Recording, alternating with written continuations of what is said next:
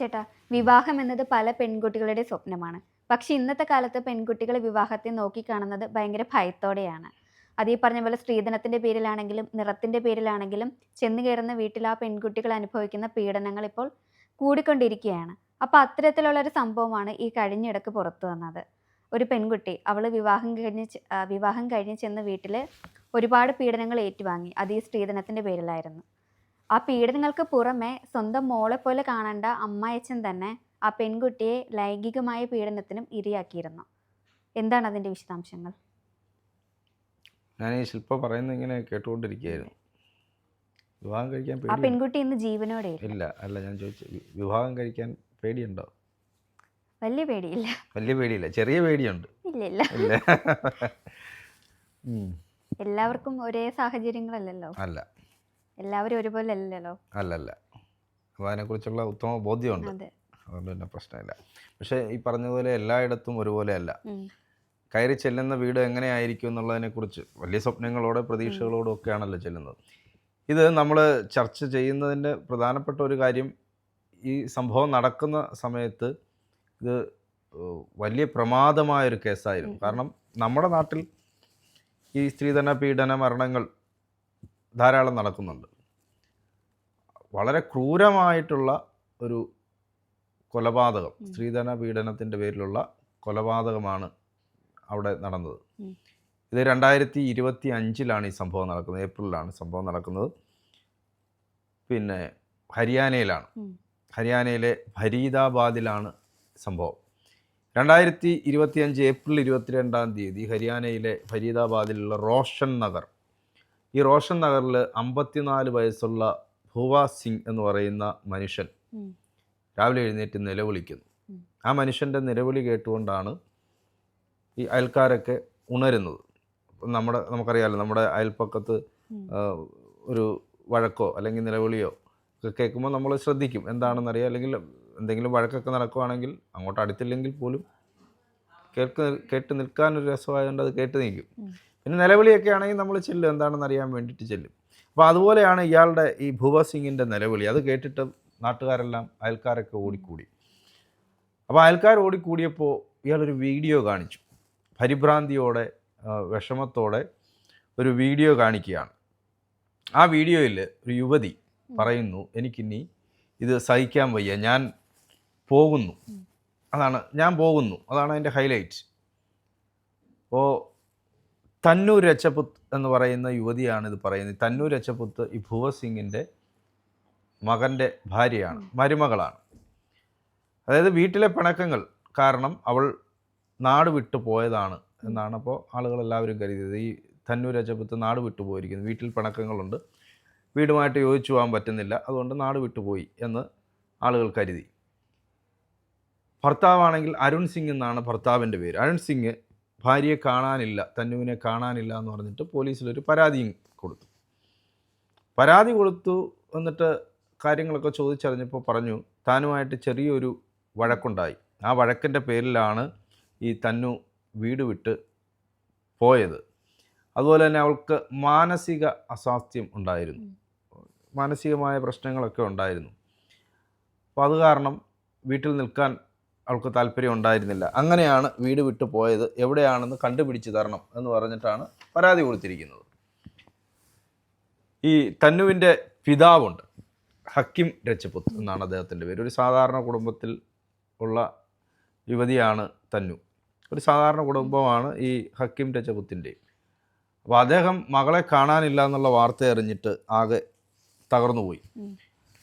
അദ്ദേഹം എന്ത് ചെയ്തെന്ന് വെച്ചാൽ, കാണാനില്ല എന്ന് പറഞ്ഞിട്ട് മകളുടെ ഫോട്ടോ വെച്ചിട്ട് ആ നഗരം മുഴുവൻ പോസ്റ്റർ ഒട്ടിച്ചു, മകളുടെ പോസ്റ്ററുകൾ പതിപ്പിച്ചു. ആരെങ്കിലും മകളെ കാണുകയാണെങ്കിൽ, കാരണം മാനസിക ബുദ്ധിമുട്ട് ഉള്ളത് കൊണ്ട് വീട് വിട്ടുപോയി എന്നാണല്ലോ ഇവർ പറഞ്ഞിരിക്കുന്നത്.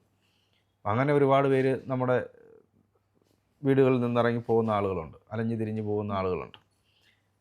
അപ്പോൾ ആരെങ്കിലും മകളെ കണ്ടുപിടിച്ചുകൊണ്ട് വരുവാണെങ്കിൽ അതൊരു ആശ്വാസമാകുമെന്ന് കരുതിയാണ് അദ്ദേഹം ഇത് ചെയ്തത്.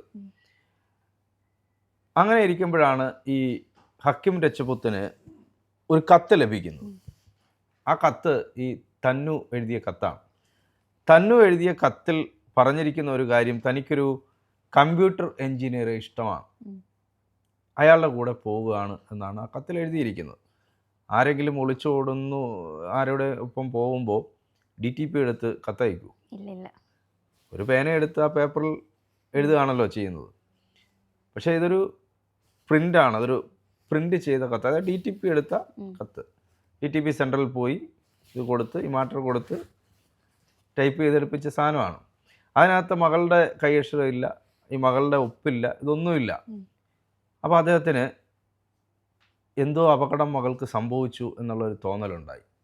തൻ്റെ മകൾക്ക് എന്തോ സംഭവിച്ചിരിക്കുന്നു. പോലീസിൻ്റെ അന്വേഷണമാണെങ്കിൽ 2 മാസമായിട്ടും പുരോഗതിയില്ല. പുരോഗതിയില്ല എന്ന് പറയുമ്പോൾ ഒന്ന്, ഈ പരാതി കൊടുത്ത അരുൺ സിംഗ് പിന്നീട് അതിൻ്റെ പിന്നാലെ പോയില്ല. ഇടയ്ക്കിടയ്ക്ക് പോലീസ് സ്റ്റേഷനിൽ ചെന്ന് അന്വേഷിക്കുക എന്തായെന്നൊക്കെ ചോദിക്കുമ്പോഴാണ് അവർക്കൊരു ഊർജ്ജസ്വലത ഉണ്ടാകുന്നത്.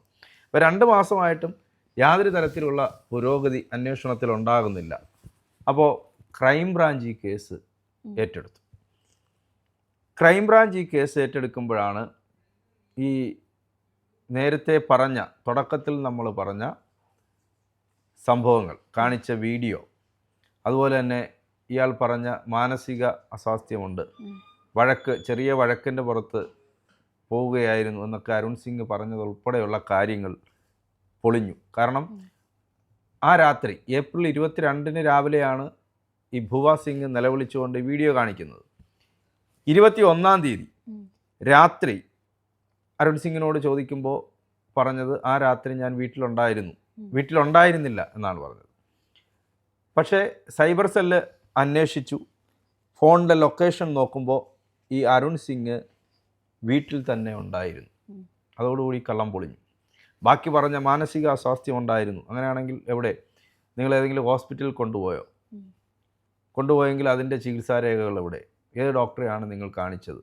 എന്ത് ടാബ്ലറ്റാണ്, എന്ത് മരുന്നാണ് കഴിക്കുന്നത്? തുടങ്ങിയ ചോദ്യങ്ങൾക്കൊന്നും മറുപടിയില്ല. അതുമാത്രമല്ല, ഈ അയലത്തുള്ള ആർക്കും ഇങ്ങനെ ഈ യുവതിക്ക് മാനസിക അസ്വാസ്ഥ്യമുള്ളതായിട്ട് അവർക്കാർക്കും അറിയില്ല, വീട്ടുകാർക്ക് അറിയില്ല. അപ്പോൾ ഈ ചോദ്യത്തിൻ്റെ ഒന്നും മുന്നിൽ പിടിച്ചു നിൽക്കാൻ പറ്റാതെ വന്നതോടുകൂടി പോലീസ് ഈ അരുണിൻ്റെ കുടുംബത്തെ അറസ്റ്റ് ചെയ്തു. അതായത് തന്നൂർ രജപുത്തിൻ്റെ ഭർത്താവ്, ആ കുടുംബത്തെ അറസ്റ്റ് ചെയ്ത് സ്റ്റേഷനിലേക്ക് കൊണ്ടുപോയി. ഇയാളുടെ ഈ ഭുവ സിംഗിൻ്റെ ഭാര്യ സോണി, അതുപോലെ തന്നെ കാജൽ എന്ന് പറയുന്ന മകളുണ്ട്, പിന്നെ ഈ അരുൺ, ഇത്രയും പേരെ സ്റ്റേഷനിലേക്ക് കൊണ്ടുപോയി. പോലീസ് ചോദ്യം ചെയ്തപ്പോഴാണ് നേരത്തെ പറഞ്ഞതുൾപ്പെടെയുള്ള കാര്യങ്ങൾ, അതായത് ആ യുവതി സഹികെട്ട് പറയുന്നതാണ് വീഡിയോയിൽ പിടിച്ചിരിക്കുന്നത്. ഞാനിനി പോവുകയാണ്, എനിക്കിനി സഹിക്കാൻ വയ്യ എന്ന് ആ വീട്ടിൽ കല്യാണം കഴിഞ്ഞ് വന്ന് കയറിയ നാൾ മുതൽ അനുഭവിക്കുന്ന കൊടിയ പീഡനം, സ്ത്രീധനം കുറഞ്ഞുപോയി. അപ്പം ആ ബാക്കി തുക വാങ്ങിച്ചു കൊണ്ടുവരണം, സ്വർണം കൊണ്ടുവരണം. നല്ലൊരു തുകയാണ് കൊടുത്തിരിക്കുന്നത്, സ്വർണ്ണമാണ് കൊടുത്തിരിക്കുന്നത്, പക്ഷേ അത് പോരാ, കൂടുതൽ വേണം. അത് ആവശ്യപ്പെട്ടിട്ടുള്ള പീഡനമാണ്. പട്ടിണിക്കിടുക, ക്രൂരമായി മർദ്ദിക്കുക, തികഞ്ഞ അവഗണന ആ യുവതിയോട് കാണിക്കുക, ഇതെല്ലാം സഹിച്ചാണ് ആ യുവതി ആ വീട്ടിൽ കഴിഞ്ഞത്. ഈ ഏപ്രിൽ 21 രാത്രി ഈ യുവതി പറഞ്ഞു, എനിക്ക് വിവാഹമോചനം വേണം, എനിക്കിനി ഇങ്ങനെ സഹിക്കാൻ വയ്യ. അപ്പോൾ അതിൻ്റെ ഭാഗമായിട്ടുള്ള ആ വീഡിയോ ആണ് പിടിച്ചിരിക്കുന്നത്. എനിക്ക് വിവാഹമോചനം വേണം. അപ്പം വിവാഹമോചനം വേണം എന്ന് വളരെ കർശനമായിട്ട് ആ യുവതി ആവശ്യപ്പെടുകയാണ്. അപ്പോൾ ഇവർക്ക് അപകടം മണത്തു. കാരണം വിവാഹമോചനത്തിന് പോയി കഴിഞ്ഞാൽ ഈ മേടിച്ച സ്വർണവും പണവും തിരിച്ചു കൊടുക്കേണ്ടി വരും. അതൊന്നും കൊടുക്കാനില്ല. അതെല്ലാം കൊണ്ടുവന്നതെല്ലാം വാങ്ങിച്ച് അവരുടെ ആവശ്യത്തിനെടുത്തു, പുട്ടടിച്ചു. അപ്പോൾ ഇനിയൊന്നും കൊടുക്കാനില്ല. അത് പോരാതെയാണ് ഇനി വീണ്ടും വേണം എന്നിവർ പറയുന്നത്. അപ്പോൾ ഇത് വലിയ കുരുക്കായി മാറും. കേസിന് പോയി കഴിഞ്ഞ് വിവാഹമോചനത്തിന് പോയി കഴിഞ്ഞാൽ ഇത് കൊടുക്കേണ്ടി വരും. അപ്പോൾ വിവാഹമോചനം വേണമെന്ന് കർശനമായി ആവശ്യപ്പെട്ടുകൊണ്ടേയിരിക്കുകയാണ് ആ രാത്രി. അപ്പോൾ ആ സമയത്തും ഉപദ്രവിക്കുമ്പോഴാണ് എനിക്കിനി സഹിക്കാൻ വയ്യ എന്നൊക്കെ യുവതി വിളിച്ച് പറയുന്നത്. അപ്പോൾ ഇവർ പരസ്പരം ആലോചിച്ചു, ഇനിയിപ്പോൾ സഹിക്കാൻ വയ്യാതെ നേരം വെളുത്ത് യുവതി വീട്ടിലേക്ക് പോവുകയും വിവാഹമോചന കേസ് കൊടുക്കുകയും ചെയ്താൽ ഈ പറഞ്ഞതുപോലെ സ്വർണവും പണവും എല്ലാം തിരികെ കൊടുക്കേണ്ടി വരും. അപ്പോൾ അതിന് മാർഗ്ഗമില്ല. അപ്പോൾ എന്ത് ചെയ്യണം? അപ്പോഴാണ് ഈ ഉറക്ക ഗുളിക കലർത്തിയ ജ്യൂസ്, അതായത് ജ്യൂസിനകത്ത് ഉറക്ക ഗുളിക കലർത്തിയിട്ട് തന്നുവിന് കൊടുത്തു. അതോടുകൂടി ഈ തന്നു അബോധാവസ്ഥയിലായപ്പോഴാണ് ഈ ഭൂവത് സിംഗ് ശില്പ ആദ്യം പറഞ്ഞതുപോലെ തൻ്റെ മരുമകളാണ്, അതായത് മരുമകളെന്ന് പറയുമ്പോൾ മകൻ്റെ ഭാര്യ എന്ന് പറഞ്ഞാൽ സ്വന്തം മകളെ പോലെ കാണേണ്ട പിന്നെ ആളാണ്, പിതാവാണ്. പക്ഷേ ക്രൂരമായി പീഡിപ്പിച്ചു. അബോധാവസ്ഥയിലായ ഈ യുവതിയെ ക്രൂരമായി സ്വന്തം മകളുടെ മുന്നിൽ വെച്ചാണ്. അതെ, മുന്നിൽ വെച്ചാണ്. അതായത് മകൻ എന്ന് പറയുമ്പോൾ ഭർത്താവാണ്. അപ്പോൾ ഈ ഭർത്താവ് തടയുന്നില്ല, മറ്റേത് മകള് തടയുന്നില്ല, ഇവരാരും തടയുന്നില്ല. ഇതെല്ലാം കഴിഞ്ഞതിന് ശേഷം ഇയാൾ ഈ തന്നുവിൻ്റെ ഷാൾ ഉപയോഗിച്ച് അവളുടെ കഴുത്ത് ഞെരിച്ച് കൊലപ്പെടുത്തി. അപ്പോഴെല്ലാം ഇവർ കണ്ടുകൊണ്ട് നിൽക്കുകയാണ്. ഇവരാരും അത് തടയുന്നില്ല എന്ന് പറഞ്ഞാൽ അവർ ഏതെങ്കിലും ഒരു ഘട്ടത്തിൽ തന്നുവിനെ കൊലപ്പെടുത്തണം എന്ന് നേരത്തെ തന്നെ തീരുമാനിച്ചു. പിന്നെ അതിന് ആക്കം കൂട്ടുക എന്ന് പറയുന്നതിൽ ഈ വിവാഹമോചനം ആവശ്യപ്പെടുന്നു. അപ്പോൾ പിന്നെ ഇനിയിപ്പോൾ കൊന്നുകളയുക എന്നുള്ള തീരുമാനത്തിലേക്ക് അവരെത്തി. ഈ അരുണും കാജലും എല്ലാത്തിനും കൂട്ടുനിന്നിട്ട് അവസാനം ഈ മൃതദേഹം അവിടുത്തെ ടാങ്കിൽ ഒളിപ്പിക്കുന്നതിനായിട്ട് സഹായിച്ചു. സെപ്റ്റിക് ടാങ്കിൽ ഒളിപ്പിക്കാൻ സഹായിച്ചു. സെപ്റ്റിക് ടാങ്കിൽ നിന്ന് മൃതദേഹം കാണിച്ചു കൊടുത്തു. എത്ര ഒളിച്ചിട്ടും അയാൾക്ക് പിടിച്ചു നിൽക്കാൻ പറ്റില്ല. അപ്പോൾ ആ കുടുംബം മുഴുവൻ, അതായത് ഭാര്യ സോണിയ എന്ന് പറയുന്നത് ഭൂവത് സിംഗിൻ്റെ ഭാര്യ, അമ്മായിയമ്മ. സാധാരണ ഇടങ്ങളിൽ ഈ മകൻ, അമ്മായിയമ്മ, പിന്നീട് മകൻ്റെ സഹോദരി നാത്തൂമ്പോര്, ഇവർ മൂന്നുമാണ് പ്രധാന കഥാപാത്രങ്ങളായിട്ട് വരുന്നത്. മറ്റേ ആള് പിന്നെ അതെ.